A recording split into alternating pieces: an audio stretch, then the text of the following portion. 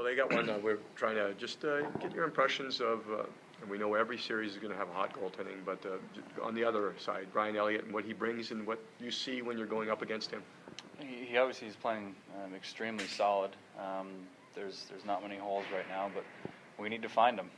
They're there on every goalie, and we need to make our second and third opportunities count. What does Daryl Sutter do to allow the team in what can be a long playoff series, to allow the team to kind of keep its focus up, its momentum up, and not let any thoughts go elsewhere during a long series? If that happens? Well, at this point, we're all professionals. We know what we need to do, especially from last year. We know how hard the playoff grind is. Taking a day here to get anything you need on the off days is important, and just making sure you're ready for puck drop no matter what you do the day before. The morning of the game, just making sure that you're mentally ready and focused when the puck drops. Last year, like for an example, what he did was, in the final series, he puts in Simon Gagne, just as kind of what, perhaps as a way to kind of, give the team a new challenge, something like that. Is there anything that you see just that he does that is like that is something like that, whether it's the way that he communicates or provides that new challenge, a challenge within this larger challenge? Well, I believe that's coaches are always going to try to find a way to improve the hockey team, and we've scored 3 goals in 3 games. Obviously, not nearly enough to have a lead in a series, and we don't. So he's going to try everything he can to improve the lineup by the team that we're playing against, and whether it be get a puck-moving defenseman in there, or get a guy who bangs bodies more, or get a guy who tries to make some plays more. Whatever he feels the team needs is what he's going to do to try and help the team, and he does that often.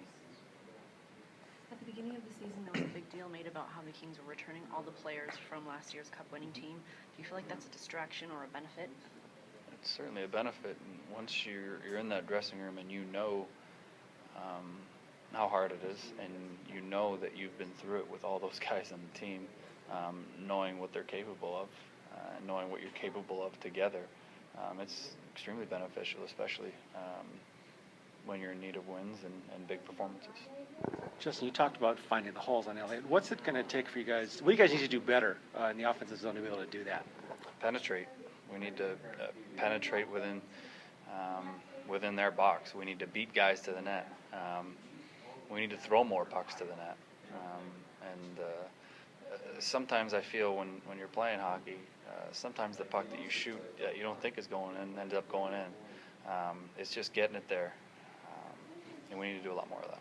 Well, last night you also talked about, the first thing you said was we need to clean up our own zone. Can you elaborate on what clean up your own zone? That's what you were saying last night. Can you be more specific about what you need to do in the D zone? We need to move the puck better out of our zone. We know where their forecheck is coming from.